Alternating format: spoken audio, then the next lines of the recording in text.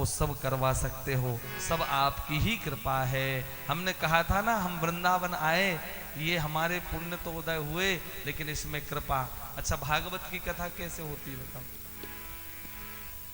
धन से भागवत की कथा हो सकती है क्या? बोलो ना, नींद नहीं आएगी, थोड़ा बोलते रहो बीच बीच में। धन से अगर भागवत की कथा होती तो कितने लोगों के पास धन है? बोले धन से नहीं होती कथा, तो मन से होती है? अगर मन से कथा होती तो बताओ, आप में से कितने लोगों को आप जानते हो जो चाहते हम कथा कराएं? ऐसे कितने ही लोग हैं ना, हमें भी भागवत की कथा कराना है, हमें भी अखंड रामायण कराना। मन से भी भगवान की कथा नहीं होती, फिर भागवत की कथा कैसे होती है? बोले भागवत की कथा भगवान की कृपा से ही होती है। जो जानहि जेहू देहू जनाहि, जो जानहि जेहू देहू जनाहि, जानत तुमहि होई जाई, जानत तुमहि होई जाई, जो जानहि देहु जना।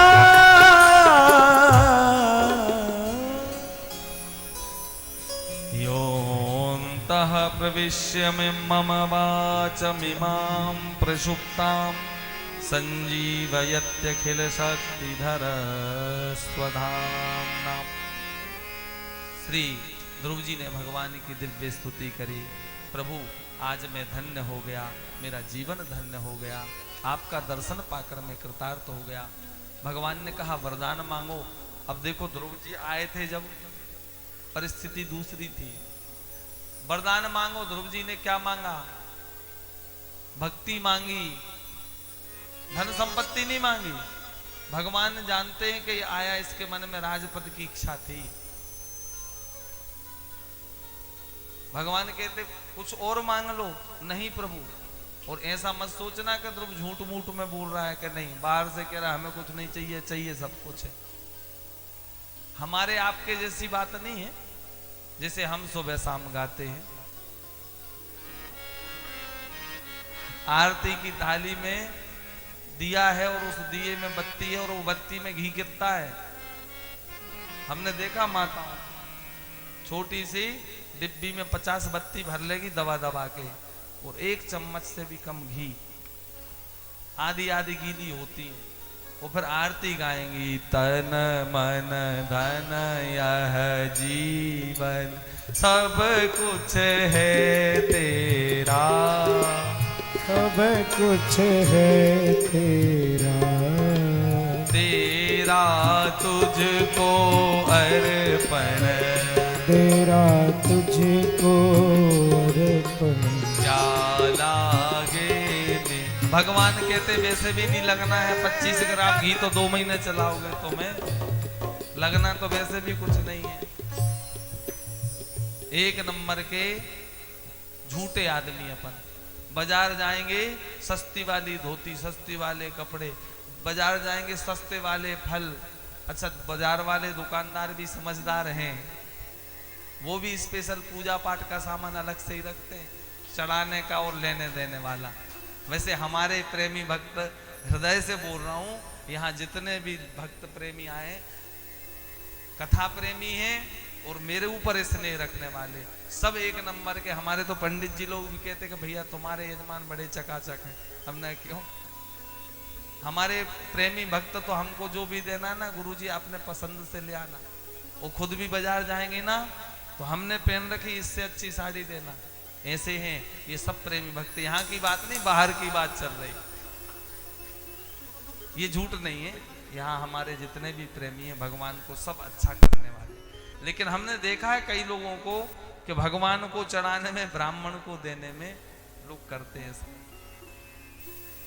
भगवान को ना हमारा वस्त्र चाहिए, भगवान को ना हमारा द्रव्य चाहिए, ना रुपया चाहिए, ना हमारा तुलसी, ना हमारा माला। हमसे क्या चाहिए?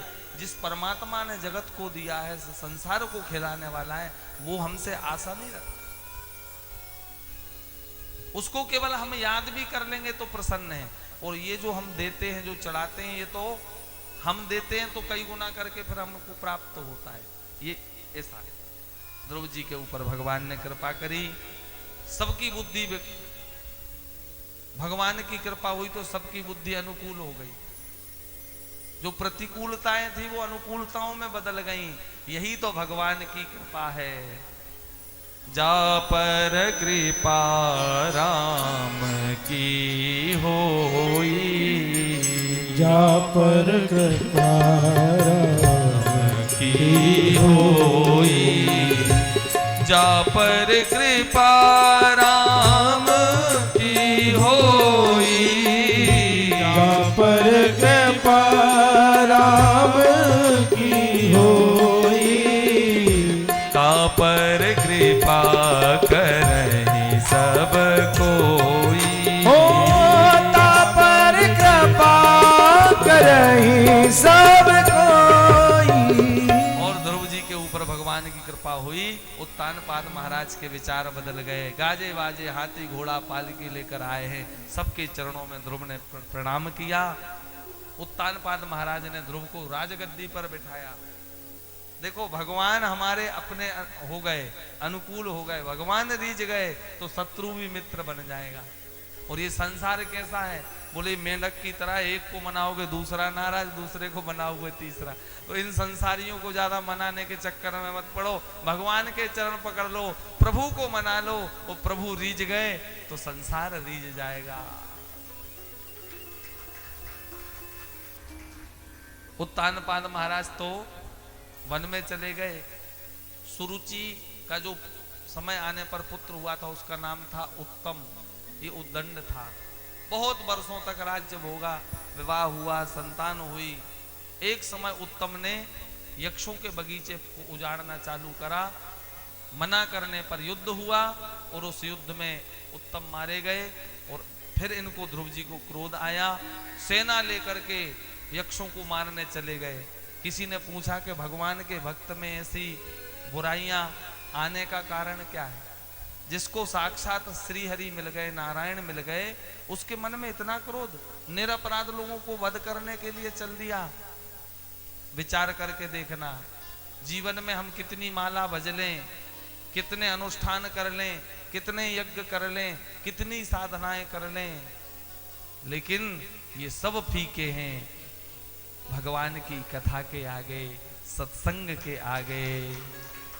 तात स्वर्ग अपवर्ग सुख धरिय तुला एक अंग, और तूल न ताही सकल मिल जो सुख लव सतसंग।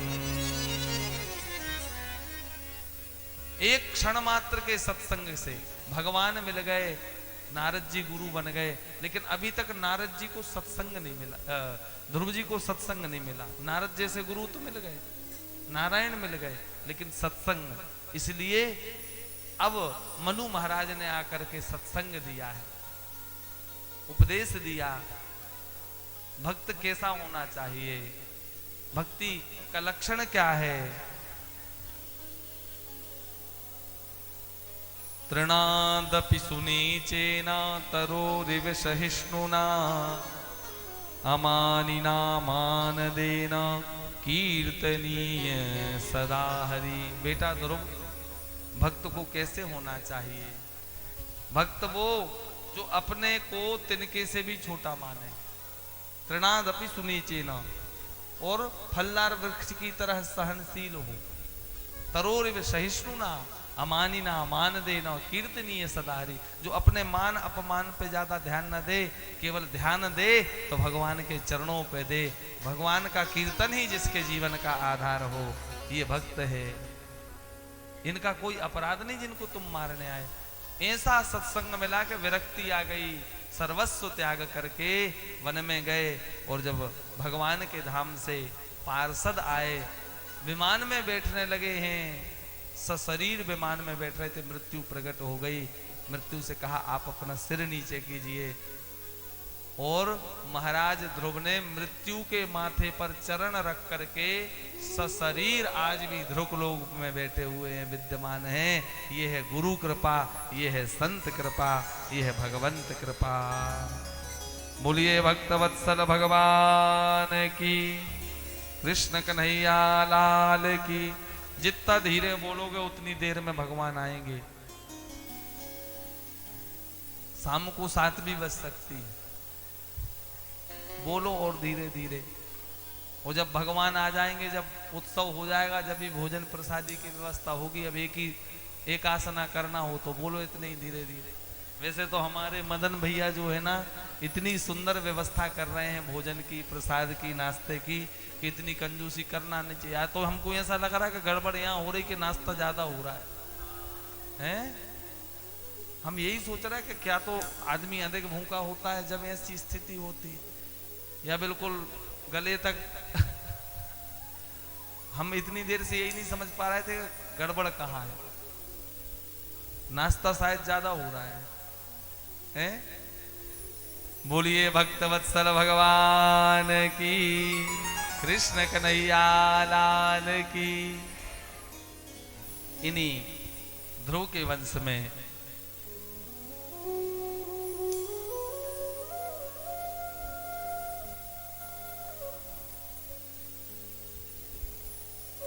महाराज अंग हुए, अंग महाराज के वेन हुए।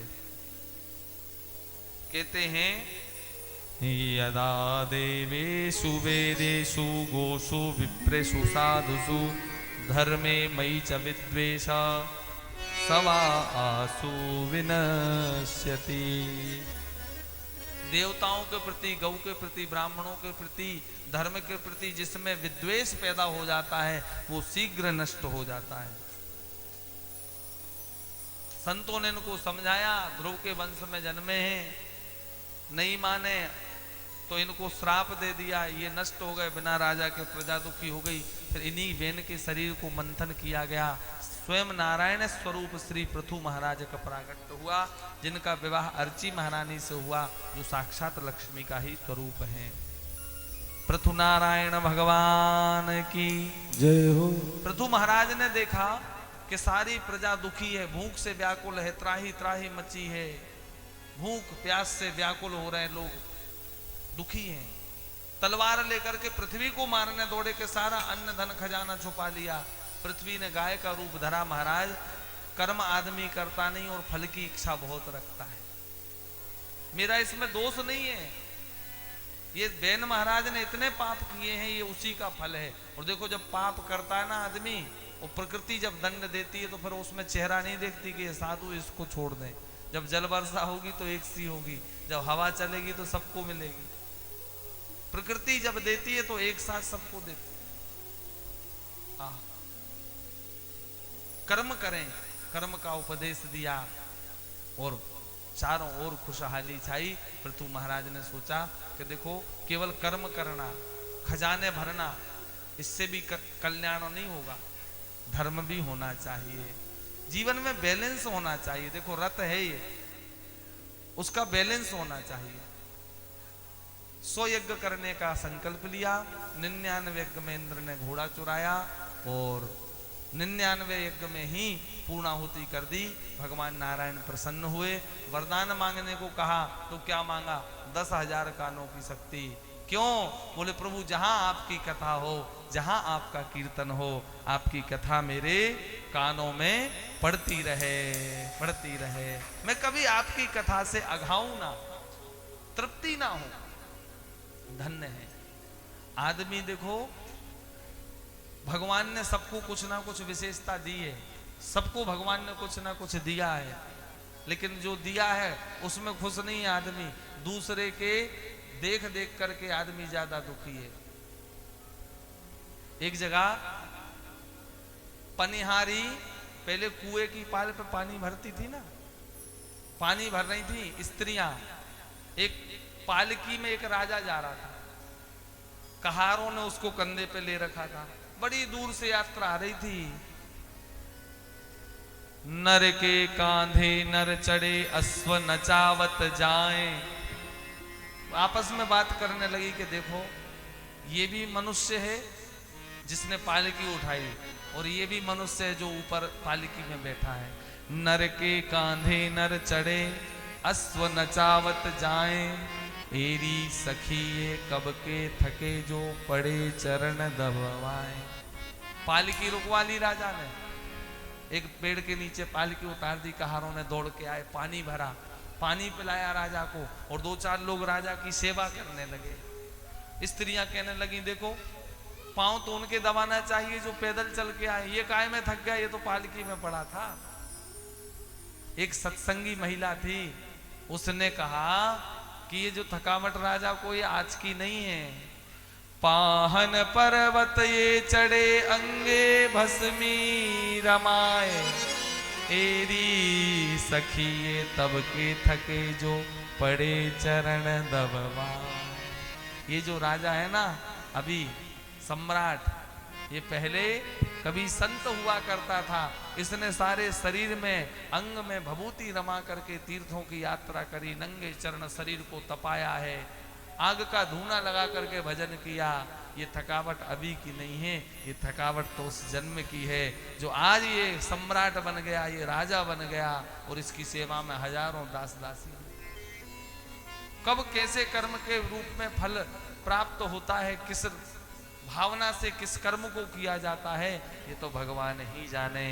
कर्म हो, कर्म के साथ में धर्म भी होना चाहिए। श्री पृथु जी महाराज ने यही कामना करी कि प्रभु मैं आपकी कथा से, कीर्तन से कभी अघाऊं ना। इन्हीं पृथु महाराज के अंतर्धान, अंतर्धान के हविर्धान, हविर्धान के प्राचीन वर ही हुए, जिन्होंने अपने जीवन में बहुत यज्ञ किए। लेकिन यज्ञ करना अच्छी बात, अनुष्ठान करना अच्छी बात, प्रेम में नेम नहीं है, लेकिन यज्ञ अनुष्ठान में नियम होते हैं। इनने घोड़े और बकरों की बलि चलाई, तब नारद जी का आगमन हुआ, और पुरंजन उपाख्यान के माध्यम से नारद जी ने कृपा करी, प्राचीन वरी को बताया। ये जीवात्मा इस 9 द्वार वाले नगरी में प्रवेश करती है, और ये घर तो देखने में बहुत सुंदर है। इस घर में जैसे प्रवेश किया तो मन, बुद्धि, अहंकार, ज्ञानेंद्रियां, कर्मेंद्रियां अकेला नहीं है, पंच प्राण, प्राण अपान उदान समान, ये नगरी अच्छी है। ये इस नगरी में प्रवेश कर गया, आहा। इस नगरी के बाहर एक राजा है जिसका नाम है चंडवेग। ये कौन है? ये काल। और इस नगरी के बाहर जो राजा, इसकी सेना है, उस सेना में गोरे और सफेद सैनिक हैं। ये दिन और रात, ये इसकी सेना है, और ये सैनिक दिन रात चढ़ाई करते हैं इस शरीर को, मतलब इस नगर को ध्वस्त करने के लिए। लेकिन एक पंचफण का नाग इस नगरी के सुरक्षा में लगा हुआ है, ये पंच प्राण है, नगर को लुटने नहीं देता।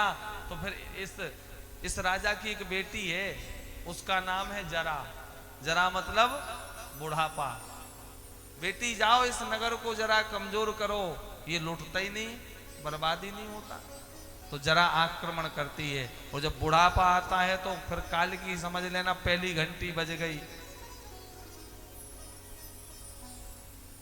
क्या हुआ? बोले बाल सफेद हो गए। अब क्या करना है? बोले हेयर स्टाइल को छोड़ो, अब भीतर देखो, भजन करो, माला ले लो। अब ज्यादा तेल फुलेल में मत पड़े रहो, चमकाने में मत पड़े रहो, अब भजन कर लो। उसने ऐसा हेयर कलर लगाया, ऐसे पहले से भी ज्यादा चमकने लगे बाल, लेकिन भजन नहीं किया। फिर काल की दूसरी घंटी बजी, आंखों से दिखना कम हो गया। खूब संसार के अच्छे अच्छे नजारे देखे, अपने देखे, पराये देखे। भैया अब बाहर देखना बंद करो, अपने भीतर बैठे भगवान का दर्शन करो। ऐसा चश्मा और लेंस बनवाया, भजन नहीं किया। फिर काल की तीसरी घंटी बजी, दांत गिरने लगे, खूब कचौरी खाई, चना जोर गरम खाया, लेकिन भजन नहीं किया, अब एक काम करो, दूध दलिया खाओ और भगवान का भजन करो।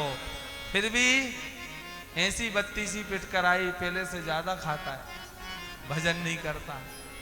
काल की चौथी घंटी बजी तो कमर टेढ़ी हो गई।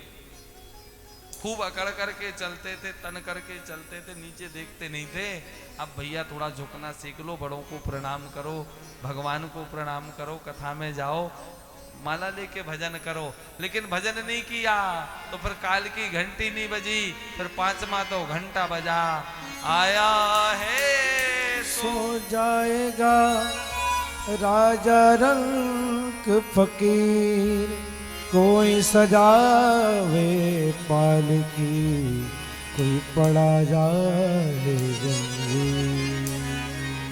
ईश्वर अंश जीव अविनाशी, चेतन अमल सहज सुख राशि। सो माया सब भयों गुसाई, बंध्यो कीट मरे कट की नाई। तो भैया ये संसार में माया, देखो भक्ति भी है और माया भी है, अच्छाई भी है बुराई भी है, सुमति भी है और कुमति भी है। कई बार हम बैठते ना, कोई कहता ये तो बहुत अच्छा आदमी था, इसने ऐसा, देखो सुमति सुमति कुमति सबके उर रही, नाथ पुराण निगम अस कहानी। और हावी क्या हो रहा हमारे भीतर, अच्छाई हावी हो रही कि बुराई हावी हो रही है? तो दोनों ही, किसी में अच्छाई का पड़ला भारी है, किसी में। ऐसे ही भक्ति और माया है। माया का पड़ला भारी होगा तो रोना ज्यादा पड़ेगा, छटपटाएंगे, दुखी होंगे, आपाधापी मची रहेगी जीवन में। और जब भक्ति का साम्राज्य होगा तो जीवन में सुख और शांति का अनुभव होता रहेगा। इसलिए ये संसार की माया में देखो, न जग छोड़ो, न जग छोड़ो न हरि बोलो, कर्म कर जिंदगानी में, रहो दुनिया में तुम ऐसे, कमल रहता जो पानी। क्योंकि संसार में रहना तो है, छोड़ तो नहीं सकते। और देखो दो ही तरह के लोग हैं। एक को तो आदमी कहता अरे बड़ा कंजूस, बड़ा मक्खी चूस, कभी चमड़ी चली जाए दमड़ी ना जाए। और एक आदमी के विषय में सब कहते करे भैया बहुत दिलदार आदमी है, बहुत अच्छा आदमी है। तो ऐसे बनने का प्रयास करना, माया हावी ना हो, भक्ति का आश्रय लेते रहना, भगवान का भजन करते रहना, भगवान का ध्यान करते रहना, उनका चिंतन करते रहना। नारद जी ने भी यही उपदेश दिया, समझाया, प्राचीन वरही को विरक्ति हो गई। बोलिए भक्तवत्सल भगवान की जय हो। बीच बीच में भगवान को भजन के माध्यम से, कीर्तन के माध्यम से, और ऐसे आप ताली सेवा में कंजूसी करोगे तो हम ज्यादा कीर्तन भजन सुनाएंगे भी नहीं। कल परिक्रमा में बड़ा सुंदर आनंद बरसा था। तेरी बाकी अदा ने ओ सांवरे,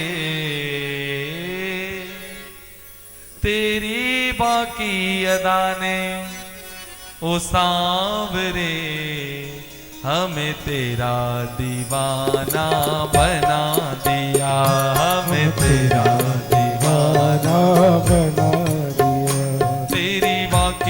अदा ने ओ सांवरे, तेरी बाकी अदा ने ओ सांवरे, हमें तेरा दीवाना बना दिया, हमें तेरा दीवाना बना दिया।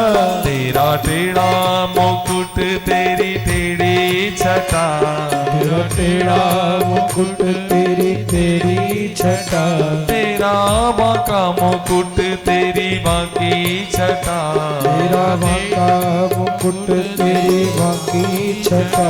तूने हमें भी आशिक बना दिया, तूने हमें भी आशिक बना दिया। आनंद आएगा, साथ में गाओगे ना, दोनों हाथ खोलो और साथ में बोलो, तूने हमें भी आशिक बना दिया, तूने हमें भी आशिक आशिक बना दिया तेरी बाकी वृंदावन वारो मेरो बांको रे बिहारी बिहारो मेरो बाकी बिहारी ओ वृंदावन वारो मेरो बांको रे बिहारी वृंदावन वारो मेरो बाकी बिहारी तुझे दिख दिख मैं तो जाऊं बारी बारी तुझे देख देख मैं तो जाऊं हरी हारी जो वृंदावन आ जाता है जो वृंदावन आ जाता है